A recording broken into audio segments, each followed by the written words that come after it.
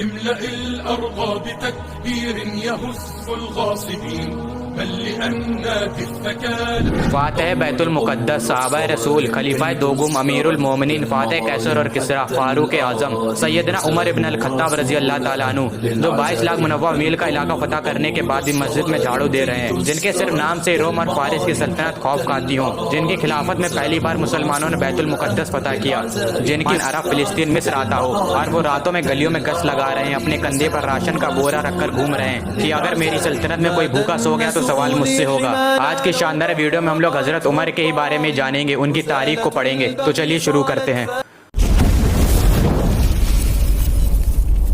دوستو، حضرت عمر حضرت حمزہ کی طرح عرب کے جانے مانے جنگجو تھے۔ اسلام قبول کرنے سے پہلے حضرت عمر اسلام کے بہت بڑے دشمن تھے، یہاں تک کہ آپ اپنے گھر سے تلوار لے کر نکلے تھے غلط مقصد سے، لیکن جب آپ رسول اللہ کے گھر جا رہے تھے تو آپ کو راستے میں کسی نے بتایا کہ آپ کے بہن اور بہنوئی نے بھی اسلام قبول کر لیا ہے۔ یہ سن کر آپ نے اپنا راستہ بدل لیا اور آپ اپنی بہن کے گھر پہنچے، جہاں پر آپ کو قرآن کے پڑھنے کی آواز سنائی دی۔ آپ گھر کے اندر گھسے اور آپ اپنی بہن اور بہنوئی سے لڑنے لگے، لیکن بعد میں آپ نے قرآن کے لفظوں سے متاثر ہو کر اسلام کو اپنا لیا۔ اللہ کی قدرت دیکھیے، جو عمر ابھی تلوار لے کر نکلے تھے اب وہ صحابی رسول بن گئے ہیں۔ حضرت عمر اسلام قبول کرنے کے بعد ہر ایک منافق اور کافر کے گھر پر گئے اور گیٹ کھٹکھٹایا۔ جیسے ہی سننا ہوتا تھا کہ عمر آیا ہے ویسی روح نکل جاتی تھی، سناٹا سا پھیل جاتا تھا۔ آپ کہتے تھے کہ میں نے اسلام قبول کر لیا ہے، آؤ اور تم بھی میرے ساتھ شامل ہو جاؤ۔ یہاں تک کہ آپ نے اعلان کروایا کہ اگر کسی کو اپنی بیوی کو بیوہ کرانا ہو، بچوں کو یتیم کروانا ہو، وہ عمر کے مقابلے میں آئے۔ کسی میں بھی اتنی ہمت نہ تھی کہ وہ آپ کا سامنا کرتا۔ حضرت عمر کے اسلام قبول کرنے سے پہلے مسلمان چھپ کر نماز پڑھا کرتے تھے، لیکن حضرت عمر کے اسلام قبول کرنے کے بعد مسلمانوں نے بے خوف ہو کر نماز پڑھنا شروع کر دیا۔ رسول اللہ صلی اللہ علیہ وسلم نے حضرت عمر کو فاروق کے لقب سے نوازا تھا، جس کا مطلب ہے سچ کو جھوٹ سے الگ کرنے والا۔ رسول اللہ نے فرمایا کہ اگر میرے بعد کوئی نبی ہوتا تو وہ عمر ہوتا۔ جس راستے سے عمر گزر جائے اس راستے سے شیطان گزر نہیں سکتا۔ اس دنیا کی تاریخ میں کیا کوئی ایسا بادشاہ، کوئی ایسا شہنشاہ اور کوئی ایسا حکمران گزرا ہے جو 22 لاکھ منوع میل کا علاقہ فتح کرنے کے بعد مسجد میں جھاڑو دے رہا ہو؟ آپ کی خلافت کا یہ عالم تھا کہ آپ راتوں میں گلیوں میں گشت لگاتے تھے کہ اگر کسی کو کوئی ضرورت ہو وہ میں پوری کر دوں، اگر میری خلافت میں کوئی بھوکا سو گیا تو سوال مجھ سے ہوگا۔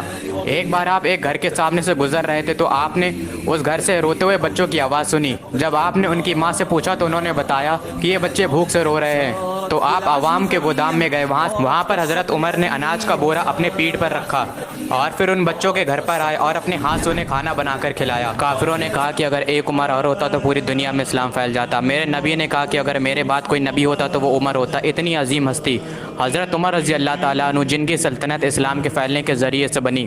حضرت عمرو بن العاص رضی اللہ تعالیٰ عنہ گورنر تھے مصر کے۔ ایک گھوڑ دوڑ میں ان کے بیٹے نے گھوڑا دوڑایا اور باقی لوگوں نے بھی دوڑایا۔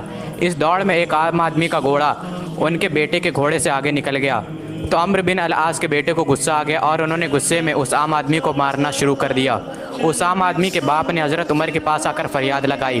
حضرت عمر نے پورے مدینے کو اکٹھا کیا، اس بچے کو بلایا، حضرت عمرو بن العاص کے بیٹے کو بلایا اور اس عام آدمی کے بچے کو اپنی لاٹھی اور اپنا کوڑا دیا اور کہا کہ اسے جب تک مار جب تک تیرے دل کو سکون نہ مل جائے۔ یہ انصاف تھا حضرت عمر رضی اللہ تعالیٰ عنہ کا۔ حضرت عمر کی خلافت کے دور میں مسلمانوں کو یمن سے مانے غنیمت میں کپڑے ملے تھے، اور جب حضرت عمر خطبہ دینے کے لیے مسجد میں آئے تو حضرت سلمان فارسی رضی اللہ تعالیٰ عنہ کھڑے ہوئے اور کہنے لگے کہ جو ہمیں مال غنیمت میں کپڑے ملے تھے اس سے کسی بھی مسلمان کا کرتا نہیں بنا ہے، اور آپ تو ویسے بھی اتنے لمبے ہیں تو آپ کا کرتا کیسے بن گیا؟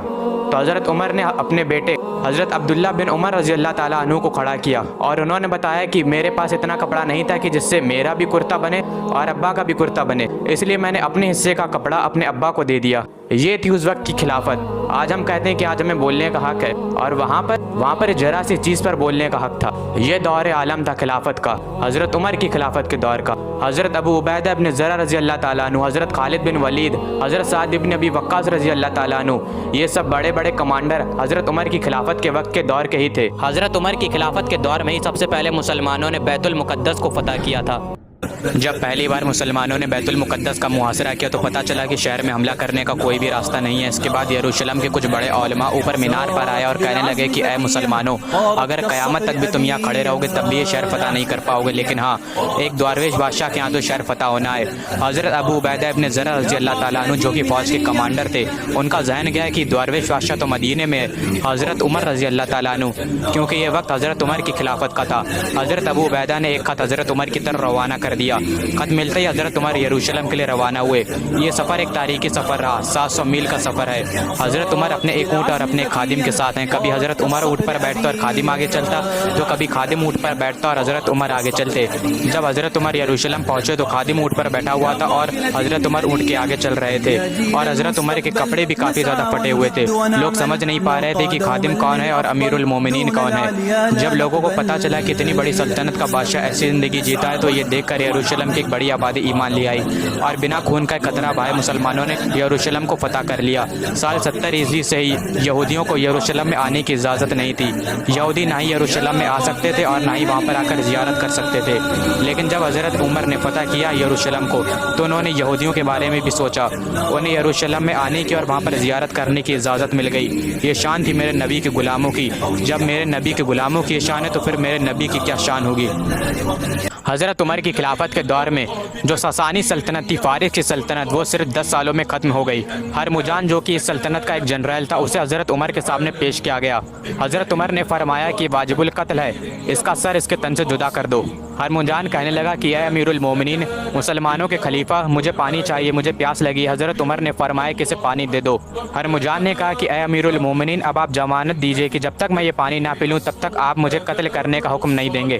حضرت عمر نے فرمایا ٹھیک ہے، تم پانی پیو، تمہیں کوئی بھی نقصان نہیں پہنچائے گا۔ اس نے وہ پانی کا برتن پھینک دیا اور کہنے لگا کہ اے امیر المومنین، آپ نے مجھے ضمانت دی تھی کہ جب تک میں یہ پانی نہ پی لوں تب تک آپ مجھے قتل نہیں کریں گے۔ اس طرح سے اس نے اپنی جان بچا لی۔ پھر اس نے ابو لولو فیہوس کو چنا حضرت عمر کا قتل کرنے کے لیے۔ ابو لولو فیہوس جو کہ حضرت مغیرہ کا غلام تھا، اسے ہرمزان نے اس کام کے لیے تیار کیا، اور جب حضرت عمر مسجد میں امامت فرما رہے تھے، حضرت عمر کے قتل کرنے کے بعد یہ مسلمانوں کی سلطنت بھی بکھر جائے گی۔ انہیں لگا تھا کہ یہ پوری عمارت حضرت عمر کے اوپر کھڑی ہے، لیکن ایسا کچھ بھی نہیں ہوا۔ حضرت عمر کے بعد حضرت عثمان کی دور خلافت آئی۔ یہ جو عمارت تھی یہ رسول اللہ صلی اللہ علیہ وسلم نے بنائی تھی، اتنی مضبوط جسے گرانا ناممکن تھا، وار کیے اور حضرت عمر کو شہید کر دیا۔ پتہ ہے ابو لولو فیہوس کو ایران میں کیا کہا گیا؟ حضرت ابو لولو فیہوس۔ ملاقات ہوگی جلدی کسی نئے ایپیسوڈ میں، جب تک کے لیے اللہ حافظ۔